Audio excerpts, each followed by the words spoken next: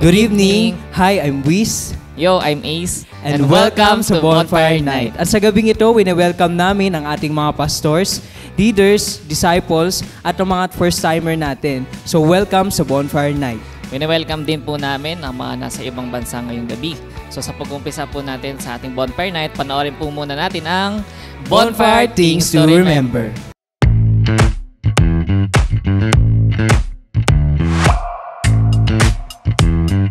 Here are your bonfire things to remember. Bring your notebook, Bible, and ballpen. Open your heart to the message. Hashtag Puspus Yarn. No unnecessary activities while watching. Hashtag multitasker. Wag ganon. Focus on the message through our speakers. No? Kasi kung makikita natin, ang gaganda ng promise. Ang gaganda ng Hashtag promise. focus ka lang. Invite and tag your friends. Be a blessing. Hashtag friendship goals. Engage by sharing your thoughts and leave comments below. Respond to the message and take action. Oh, huwag kalimutan mga ka-bonfire ha. Paalam!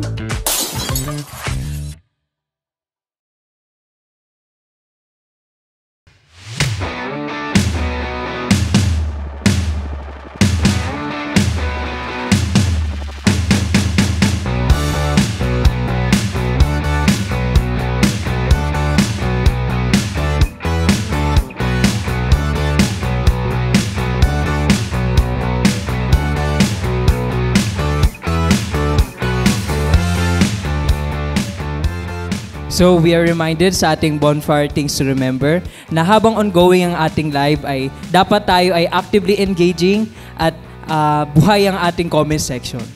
Amen to that. So sa pag-uumpisa po natin ng ating Bonfire Night, bago po tayo makinig na mensahe, iniimbitahan ko po ang bawat isa na sama-sama tayong tumayo at tayong magpuri sa Panginoon sa pamamagitan ng isang awitin na ihatid sa atin ng CJS Philippines Worship Team.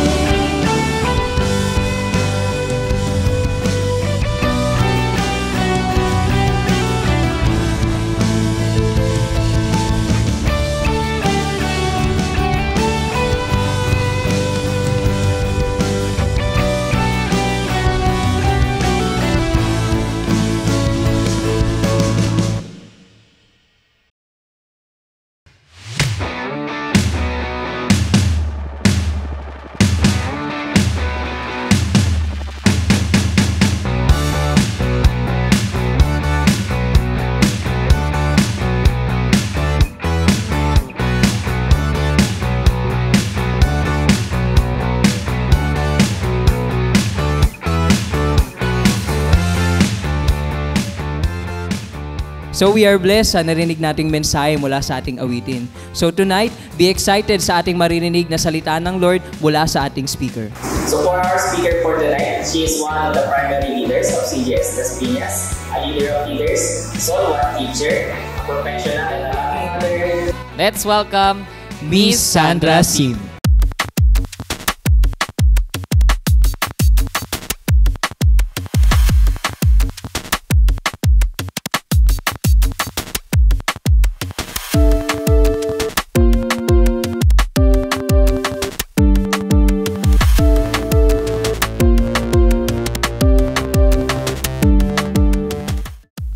Magandang gabi po sa ating lahat. Of course, syempre magandang gabi sa lahat ng mga ka-bonfire natin from different locations, especially sa mga abroad natin and sa lahat ng ating mga tribes no na naandito. So, magandang gabi po sa ating lahat. And I would like to also to thank ating admin ng Bonfire for another chance that binigay nila sa akin, an opportunity para makapag-share muli ng Word of God sa bawat isa sa atin. And also sa aking mentor, kay Pastor Rami and Pastor Adele, for trusting me again para mag-share ng Word of God sa atin ngayong gabi. Ayan. So God bless po sa kanila. Okay, so sige po, bago po natin umpisahan ang ating Word for today, hingi muna tayo ng gabay sa ating Lord through prayer. So let us pray. Samahan niyo po ako mga kapatid. Father God, maraming pong salamat sa gabing ito na ibinigay niyo po sa amin. Dalangin ko, Panginoon, na ikaw ang siyang maitaas sa bawat word, salita, mensahe na aming maririnig sa gabing ito. And let your Holy Spirit lead us, Panginoon, and patuloy na ang iyong mga salita, Lord God, ay mag-penetrate sa puso, sa isip ng bawat isa sa amin. And I also pray, Lord God, for the signal sa lahat, Panginoon, na nakatutok ngayon sa bonfire. Dalangin ko, Lord, na maganda yung reception, maganda yung signal, upang sa ganun, Panginoon, ay maging malinaw ang bawat words na ilalabas or maririnig ng bawat isa sa amin to glorify and honor you, of course, Lord God, sa buhay ng bawat isa sa amin. Ito po ang aking dalangin sa pangalan ng Ama, ng Anak, at ng Banal na Espiritu Santo. Amen and amen. Ayan.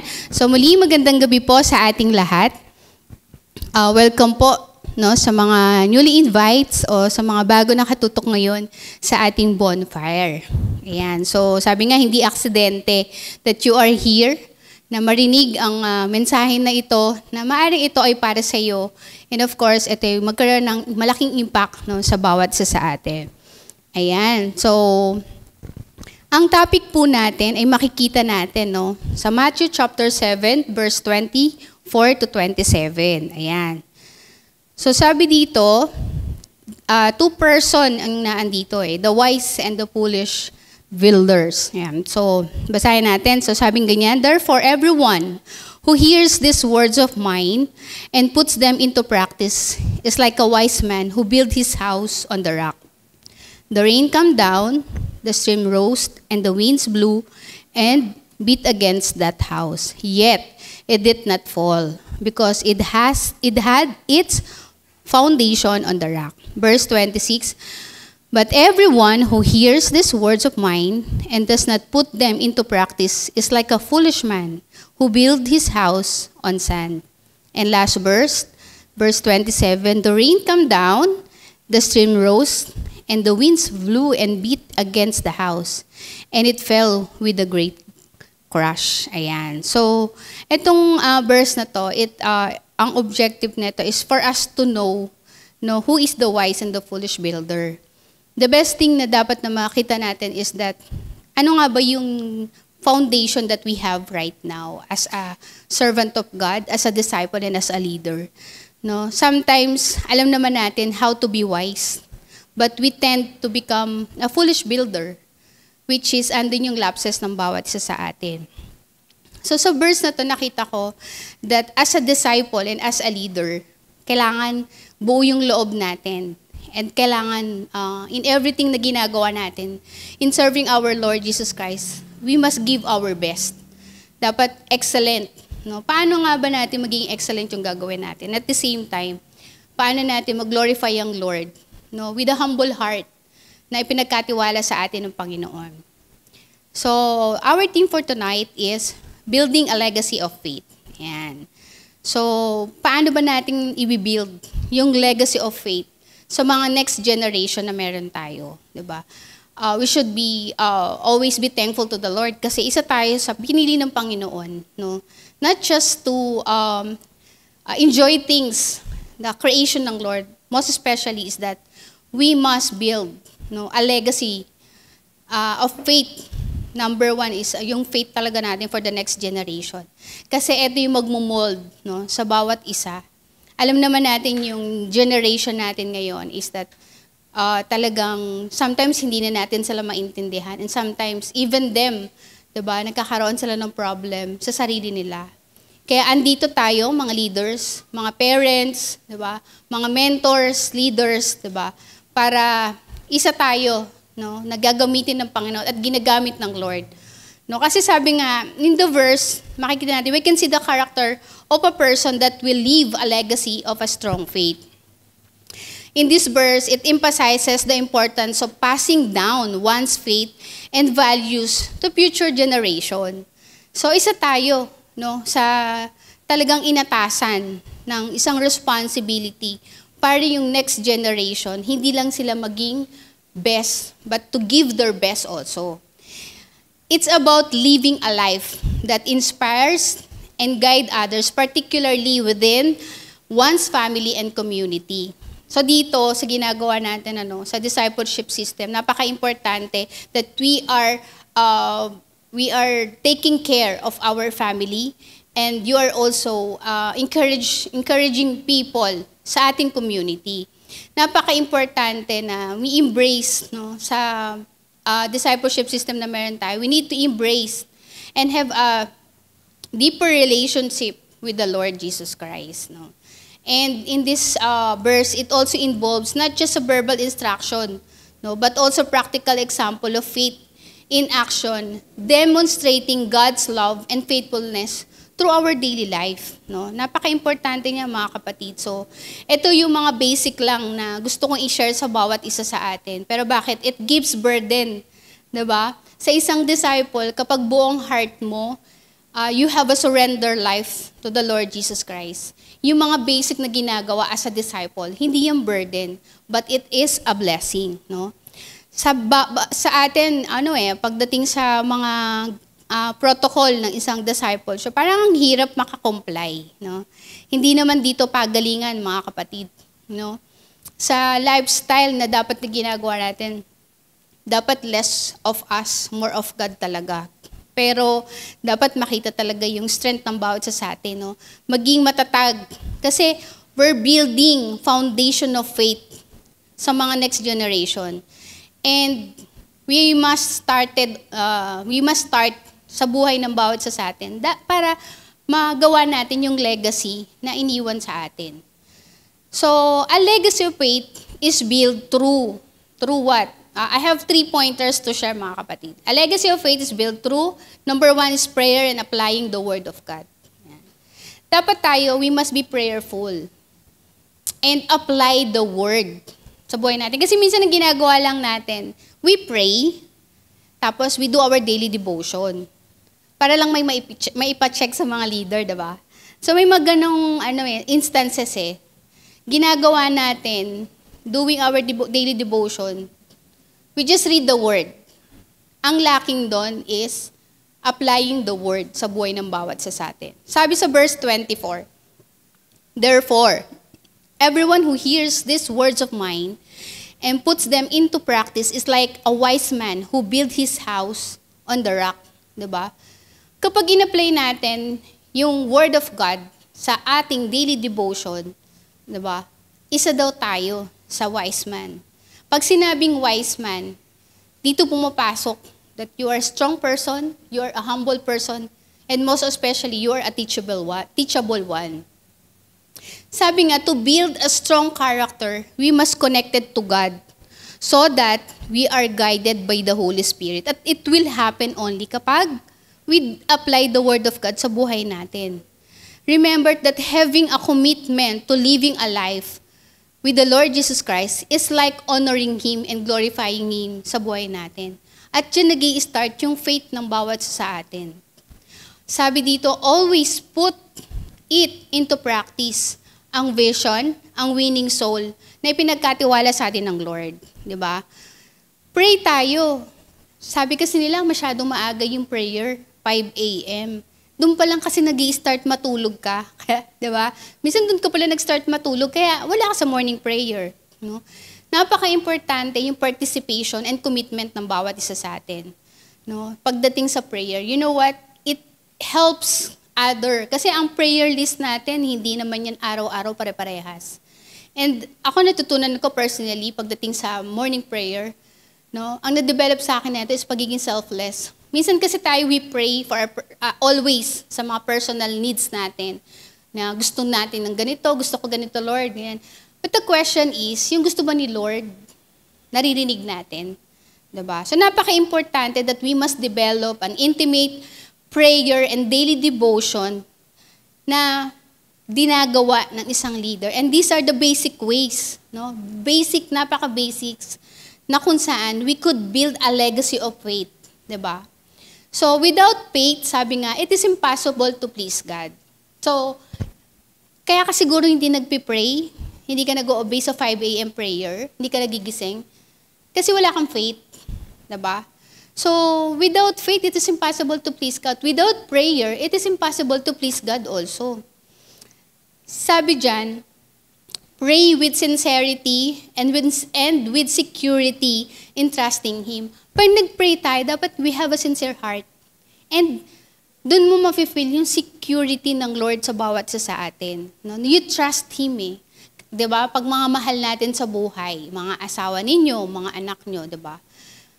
Kapag kasama natin sila, kapag kausap natin sila, you feel secured, diba? Same, mas more than pa kapag si Lord ang kausap natin. Sa prayer na ginagawa natin, we must claim and receive the works of God, daily life, no? Sa daily life natin, no? Positively. Kasi minsan you pray, and after you pray, you worried. No? Hindi yun acceptable to the Lord. Kasi nagpe-pray ka, pero at the same time, nag-worried ka.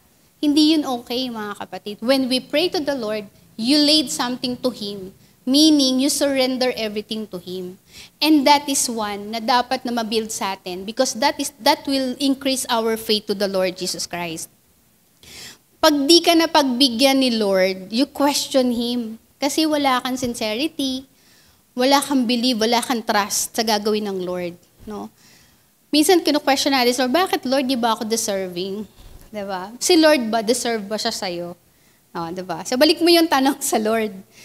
Napaka-importante that we must apply the Word of God sa buhay ng bawat isa sa atin. Apply mo muna yung mga sinasabi ng Lord sa'yo. No? Not just because to show other people na, ay, disciple ako ni Lord eh. Diba? Makikita yan naturally kapag sumunod tayo. Diba? Apply mo muna yung Word ng Lord sa buhay mo and things will be better beyond on your control. Psalms 119 to chapter 119 verse 105. Sabi dito, your word is a lamp for my feet, a light on my path. 'Di ba? Kung titingnan natin, yung sinabi ng Lord dito, yung salita niya will give us a lamp, no? Right direction, right path, no? Pero ano ginagawa natin, 'di ba? His word is a lamp that keeps the light in our path. Saan ka pumupunta? Ano ang ginagawa mo? We need to evaluate ourselves in building the legacy of faith, no? Baka hindi tayo faithful sa Lord, 'di ba? Ang dami mong question, gusto mo tong gawin na to pero ayaw mong pakinggan si Lord, 'di ba? Kaya napaka-importante, when we pray, we must apply His Word. Not just to read His Word. Minsan kasi pwede mong basahin lang yan.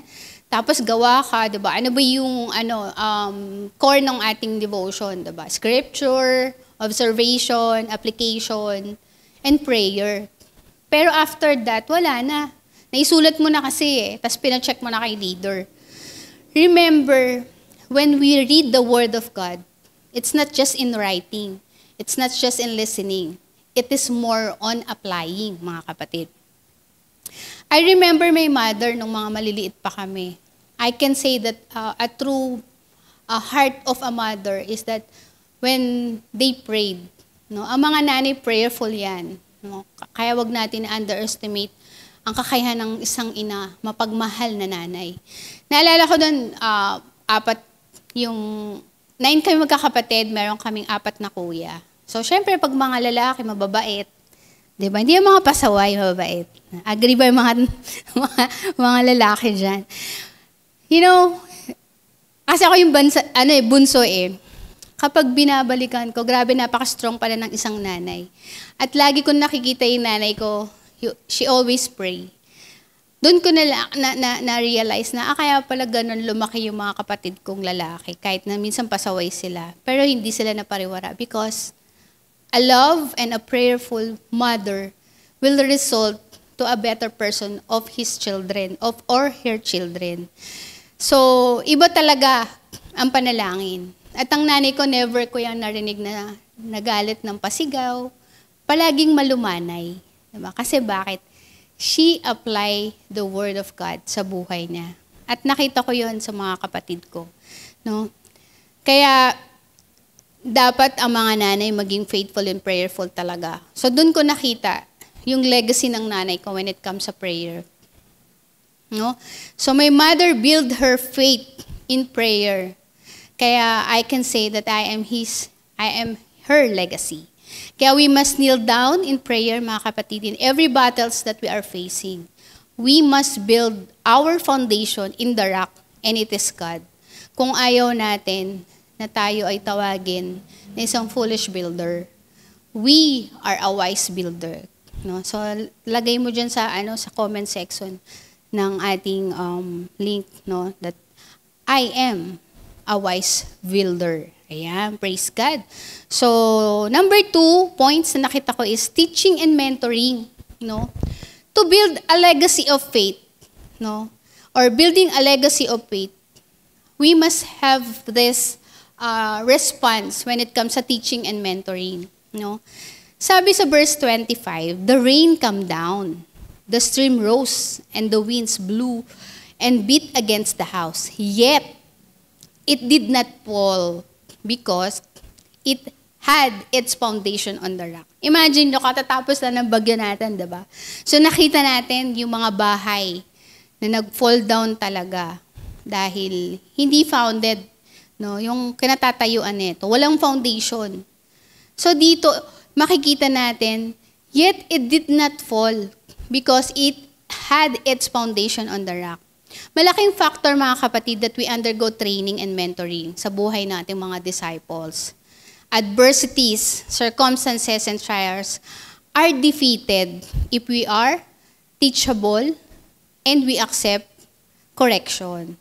Kasi, remember, no, magiging matatag tayo kapag you are part of the community. Ano yung community na kinabibilangan natin?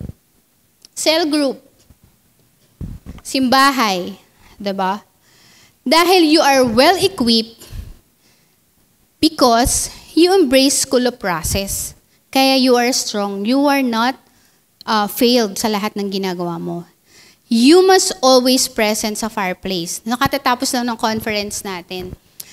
Ito yung mga tahanan na tayo ay bibigyan ng maraming karunungan, wisdom, knowledge. Kaya wag natin hahayaan na palagpasin to. Remember, hindi ito na pag-isipan lang. This is a yearly schedule and conferences na dapat nagiging kabahagi tayo, mga kapatid. Campus Revolution, daming words that will ignite us to fire sa faith natin sa Lord. If you want to see the next generation that is faithful, that is obedient, diba? That is a good follower, and sabi nga, diba, ang mga next generation will be the leader of this nation. Bakit wala ka sa conference? Diba? That's the question. Diba? Remember that as a disciple, no, that you are set apart to your old self. Kaya ang dapat na meron tayo, na lagi natin pinupuntahan, yung magkakaroon tayo ng spiritual feeding. Diba? For us to grow in knowledge about God and your spiritual will have progress talaga. Makikita natin bakit sometimes ay naguguluhan tayo. Bakit tayo madaling ma-turn yung faith natin. Nagkakaroon tayo ng doubt. Kasi mas pinipili mong pakinggan yung sarili mo. Mas pinipili mo na gawin yung mga bagay na hindi naman yun ang nais ng Lord, 'di ba? Being mentored, it will develop our faith in God. Yung school of process natin, wag niyong hahayaan na hindi tayo maging present weekly. It only takes 3 months, 'di ba? Wag tayong ma-burn out sa mga naririnig natin na mga encouraging words, lesson, Ito kasi magbibigay sa atin ng fire. Ito yung magbibigay sa atin na i-push natin yung vision na ipinagkatiwala sa atin ng Lord. Huwag natin hahayaan na yung mga pastors, preachers, speakers, mentors, leaders natin ay hindi natin sila papakinggan. They are an anointed people na ibinigay sa iyo ni Lord. Pinadala ni Lord sa iyo yan. Kaya we need to respect them. We need to pray for our leaders. Kasi may mga personal na kahinaan din yan sila.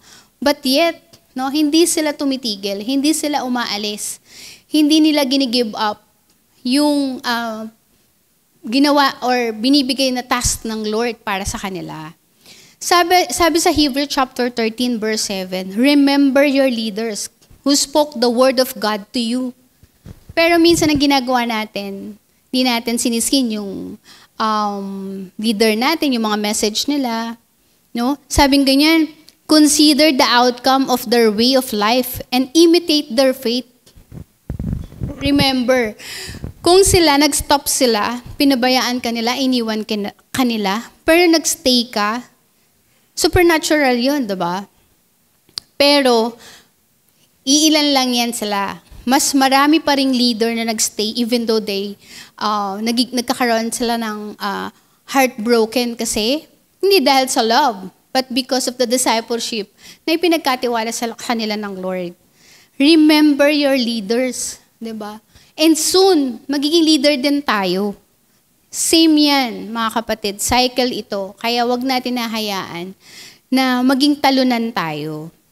Remember that our leaders, mentor, pastors, yung mga preachers na yan, they are a big help in building our faith in God. They prayed for us. They prayed for you. Kaya they have a big role sa buhay natin.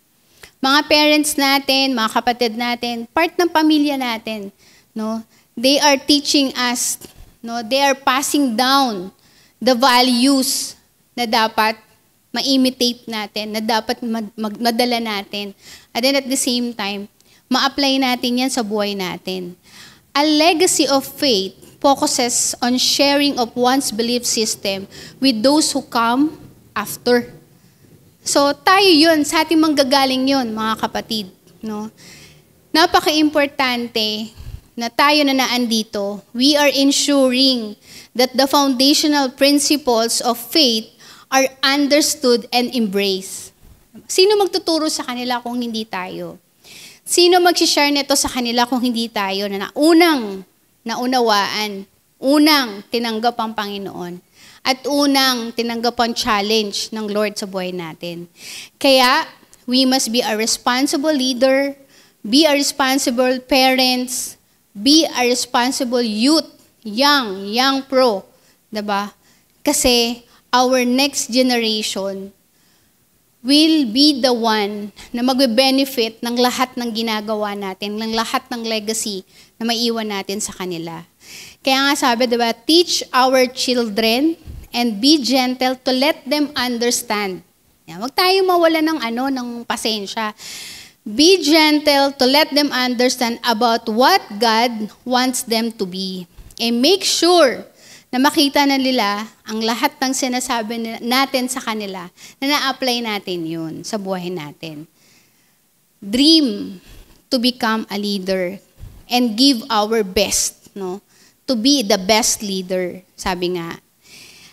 It's about intentional, intentionally gagawin natin to, hindi dahil sinabi kasi ni leader. Sumusunod lang ako. When we say intentionally, God is giving us the instruction intentionally. Diba? It also passing one's faith for the future generation through consistency. No? Hindi tayo nagbibuild ng legacy of faith kasi seasonal. Consistency is very important, sabi nga. Discipleship system is all about being an obedience, no? Having an integrity and passionate heart to the vision. Dapat ganun tayo. Dapat ganun yung receiving natin sa teaching, sa mentor na ginagawa sa atin. A legacy about the cumulative impact of a small faithful choices made each day, diba? Every day is a battle. But remember that today is not the same tomorrow. And it will not happen what happened to us yesterday. Si Lord, iba yung ginagawa niya sa buhay natin. Kaya, yung faith na meron tayo must be built at maging lifestyle natin, yung pagiging faithful natin. Sabi nga, a legacy of faith is not just about Sunday worshiper, but about the choices made throughout the week and all areas of our life. Simbahay kasi today, kaya I will choose to be holy. Sabi nga, Monday to Friday or Monday to Saturday, asan ka? Diba? Sunday, nasa langit ka. Sabi nga dun sa conference. Diba? Pag Monday to Friday, nasan ka? Oh. Kung wala ka sa langit, nasan ka ngayon? Diba? So, it's a reminder for everyone that building a legacy of faith, it will give us the teaching and the mentoring, no, na binibigay sa atin ng discipleship system na niyayakap natin ngayon, mga kapatid. And number 3 points na nakita ko is that living a spiritual inheritance. Yan. Proverbs 13:2. A good man leaves an inheritance to his children, but the wealth of the sinner is stored up for the righteous. Remember, mga kapatid, diba? Yung inheritance na, minsan kasi ang family, ang pinag-aawayan talaga. Ang favorite game ng family is agawan ng lupa. Diba? Paano pag walang aagawin? Diba? Pero hindi yung i-discuss natin. I-discuss natin is all about spiritual inheritance. No? Paano mo ba tinuturo o pinapakilala ang Panginoon, no, sa family natin, lalong-lalo na sa mga anak natin? Sabi nga nung last message ni Pastor, if you cannot control your children or your child will control you. Iba na mga kabataan ngayon. Di mo na sila makausap ng Tagalog. Mag-iisip ka pa, magko-construct ka pa ng sentences para kausapin sila. And sometimes, hindi mo na lang sila kakausapin. Diba? Kasi wala rin tayong patience eh. No? Investing in the spiritual well-being. Pag sinabing well-being, state of comfortable, healthy, and happy, but no security in heaven. Yan ang well-being na hindi biblical. Diba? Minsan kasi yung well-being na lagi nating ini-input sa family natin is that they will have comfortable life, kaya ibibigay natin lahat. Wala namang problema doon, mga kapatid. No? As parents, no, isa tayo sa may responsibility sa mga anak natin. Kailangan maranasan nila na sila ay well-fed, diba? Convenient yung life nila everyday. We can provide for them. Send them to the school para yung knowledge nila talaga namang ma-enhance. Pero, what about their spiritual life? Diba? Sino ang tinatawag nila kapag failed sila? Si Lord ba? Diba? Kanino sila dumidepend? No? Kapag nanghihina sila. Diba? Minsan, sa kaibigan. Minsan, sa relationship. Hindi pa naman dapat. Minsan tayo, mga parents, pero napaka-limited lang ng kwento nila sa atin. Pero, yung sinasabi ditong living a spiritual inheritance, nagiging matured ang mga kabataan because they know that they can do it because they have the Lord Jesus Christ. Yung mga pamana ng parents, material things, lupa, damit, accessories, ano pa, yung mga gold, diamonds, no? All these things are temporary and it will fade away.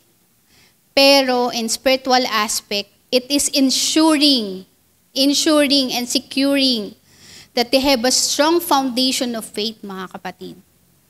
Kahit wala silang material things, diba? But they have faith in God, magiging maayos ang buhay nila. As a disciple, we have the action of demonstrating faith through acts of service, generosity, and love, no, sa ating mga next generation. Pakita natin how we love them because God first show His love to us. His unconditional love. Kaya nga tayo nandito ngayon eh. The Lord Jesus Christ died on the cross because of our sin. Kaya wag natin hayaan na tayo mismo na naandito, no, ang sisira sa ginawa ng Lord sa cross. Remember that we must providing a tangible example for others to follow, like giving time, no, to manage their time, to give effort to those who needs our advice. Just give time na makinig doon sa mga taong in need.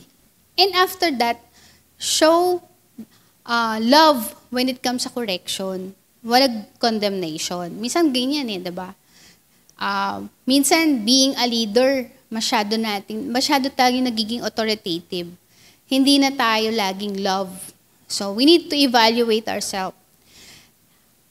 Isa pa na maiiwan natin yung spiritual inheritance to them is that we need to share testimonies of God's faithfulness and how He has guided and bless our life and bless one's life, no? Importante yan. Kaya tayo na mga leader, tayo na may hawak ng baton na to, isa tayo sa gagamitin talaga ng Lord. It is not just about talking about faith. No, ay kasi ganito yung nangyari sa akin, ganito.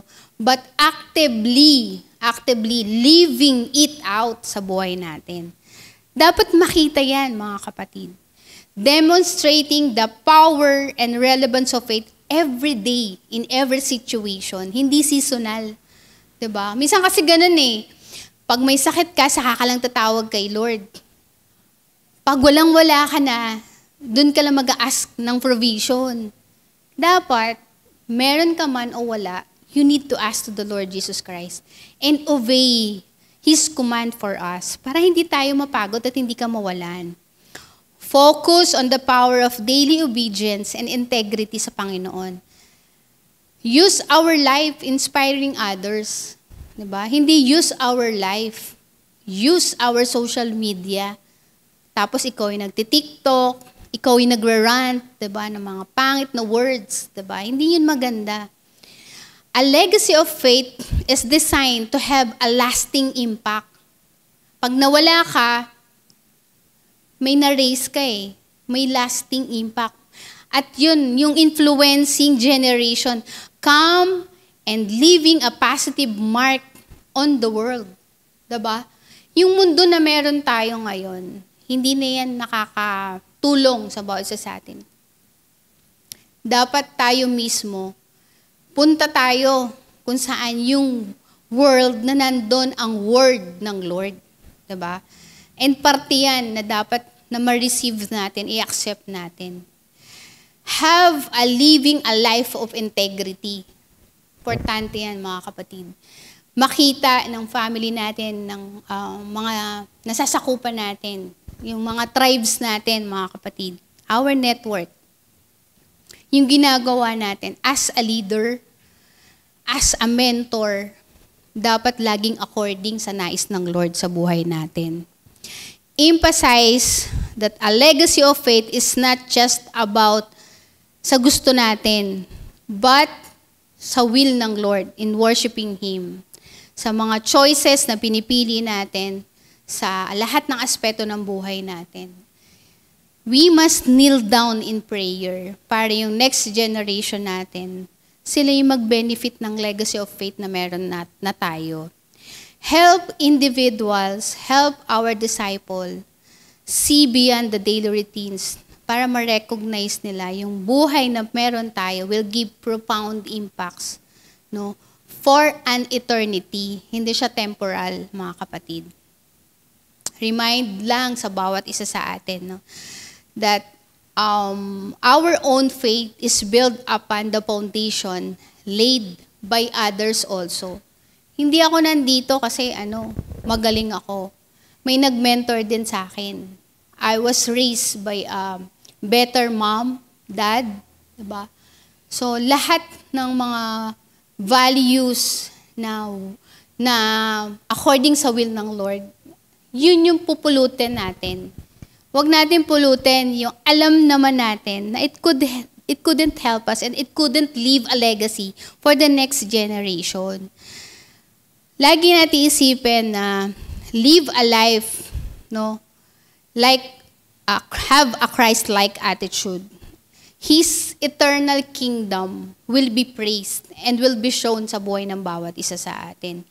No? Living or building a legacy of faith sa next generation, it takes a lot of courage, mga kapatid. We need to evaluate ourselves, no? We need to have focus sa vision na ipinapagawa sa atin ng Lord. We need to give our life to the Lord Jesus Christ. Lagi nating isipin na it is God who puts me in here. Kaya dapat hindi mapahiya ang Lord, diba? Sa buhay natin. Tayo yung tinitignan ng legacy diba? So, I hope and I pray na ang bawat isa sa atin, mga kapatid, sabi nga dito sa conclusion, our legacy shows how we use our time in this short life with God. Diba? Minsan lang tayong mabubuhay. Minsan lang natin marireceive yung trust, yung binigay sa atin ng Lord in a short life. So, anong gagawin natin? Dapat, as a followers of Jesus, it is important to leave behind a strong example of faith. Diba? We want people to see our faith in action and remember it even after we were gone. Diba? Creating a legacy of faith takes effort. Hindi lang yung basta, faithful naman ako kay Lord. It takes a lot of effort, consistency, and dedication. No? By incorporating prayer, scripture, and a Christ-like action into your family's life will be seen. You are planting seeds. Diba? Dun sa verse natin, nakita natin. That will grow into a lasting spiritual inheritance for your children and future generation. When our lives are built in Jesus, the solid rock, mga kapatid, our legacy will stand strong and last forever. And last forever, mga kapatid. Kaya wag natin hayaan, no, na hindi natin sila tuturuan manalangin, hindi natin sila tuturuan na i-apply ang bawat salita ng Lord sa bawat isa sa atin. Ako, I am so blessed that God revealed something to me. No, may mga hindi rin exempted ang mga leaders, ang mga pastors sa lahat ng trials and testing of faith. No, when I was diagnosed ng time na siguro mga last year, no, I had an operation. And talagang almost 3 years ako nagkaroon ng bleeding, yan. Pero I'm so blessed to the Lord Jesus Christ kasi the doctor told me na yung ganong case ko daw, sobrang in pain na. Pero parang di ko naman naramdaman kasi I am working for God's kingdom I had my cell group, ayan, fellowship with them, na sa iba, diba, kung titignan natin, urgent na. Pero ako pa yung nagpumilit sa doctor. Sige, Dok, tanggalan na lang natin, ganyan. So, kung titignan natin, that is faith. And because you have faith in God, hindi mo mararamdaman na may something pala. Yan yung pinapakita ng Lord sa bawat isa sa atin ko. Kaya I hope and I pray. That's a short testimony lang. How the Lord Jesus Christ show His love for me. And with this faith that I have, everything, naging stable naman. So, it's a reminder for everyone that you, sabi mo sa sarili mo, ako yun. We must build a legacy of faith for the next generation because it is our calling. God choose us, God choose you, and dapat hindi ito mapuputol sa atin. Dapat yung mga next generation, sila yung mag-benefit ng lahat ng ginagawa natin. Yan. So, thank you sa Lord for His message. So, yan po yung pagtatapos natin. But before we end our word today, let us close our prayer for our closing.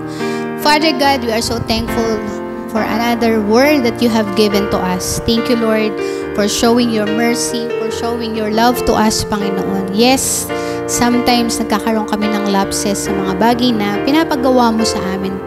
Kaya Lord, we ask na palagi mo kaming gabayan. Hold on to us, Panginoon. Dahil kung kami lang po ang kakapit sa iyo, maaari po kaming makabitaw. We ask, Lord, to build a legacy of faith to the next generation. Upang sa ganon, Panginoon, your kingdom come will be here in our heart and mind and soul. At marami magkaroon, Lord God, ng new life. Marami, Panginoon, ang ma-receive yung joyfulness, happiness in serving you, Panginoon. Kaya marami pong salamat sa lahat ng pagmamahal na binibigay mo sa amin, sa lahat ng correction. I pray na maging prayerful kami, na magkaroon kami ng teachable heart, ma-live namin, Lord God, yung inheritance of faith sa next generation na nais mo para sa amin. All glory and honor only belongs to you, O God. In the name of the Father, and of the Son, and of the Holy Spirit. Amen and amen. So, thank you everyone, and God bless po.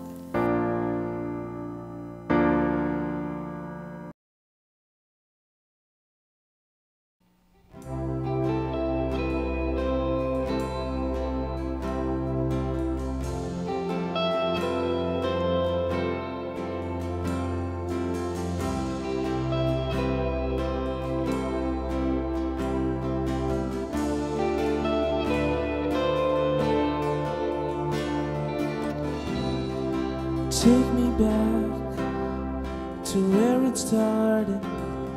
Remind me of it all. No dwelling place of unfailing love. I surrender, Lord. The crowns of the world are worth nothing if I forget about one.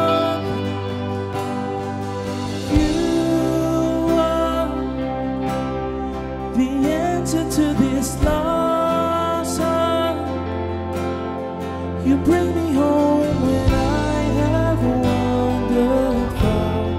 I'm running back into your loving arms.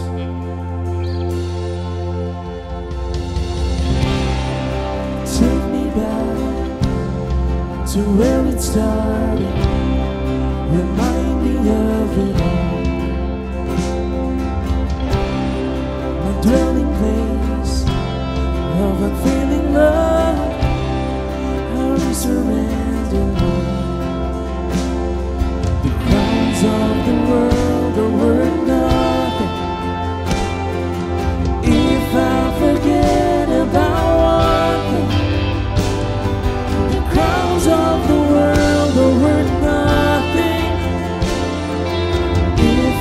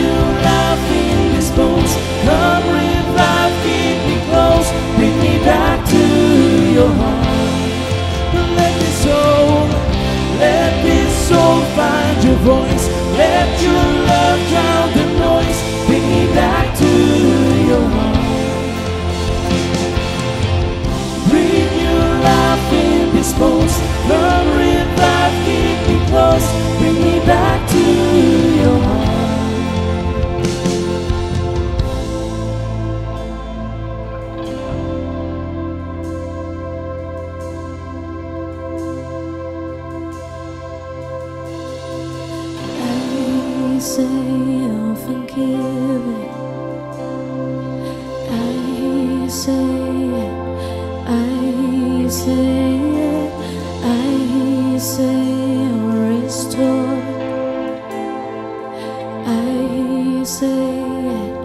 I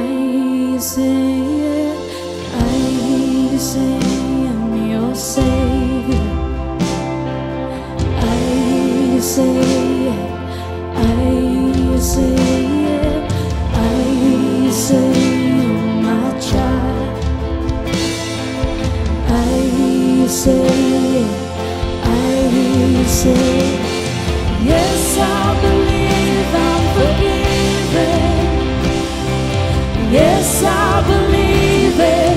Yes, I believe it. Yes, I believe I'm restored. Yes, I believe it. Yes, I believe it. Yes, I believe you're my Savior. Yes, I believe it. Yes, I believe it. Yes, I believe I'm your child. Yes, I believe it. Yes, I believe you are the answer to this lost heart. You bring me home when I have wandered far. I'm running back into your loving arms. You are the answer to this lost heart. Oh, you bring me home. You bring me home when I have wandered far. I'm running back into your loving arms. You bring me home when I have wandered far. I'm running back into your loving arms.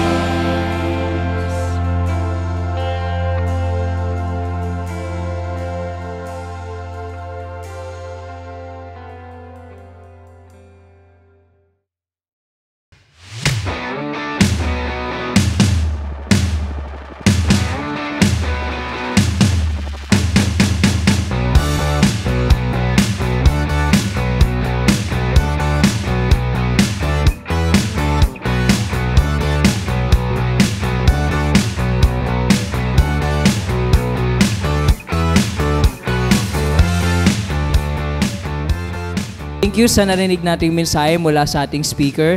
And tayo ay na-bless sa napaka-powerful na mensahe ngayong gabi.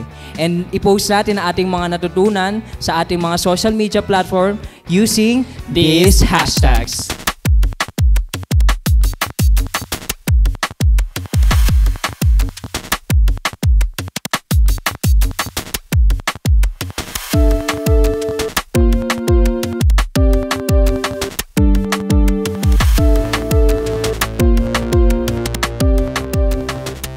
So continually, we encourage ang bawat isa na ating suportahan ng ating mga social media platform, Facebook, TikTok, Instagram, and ang ating YouTube channel. Amen to that.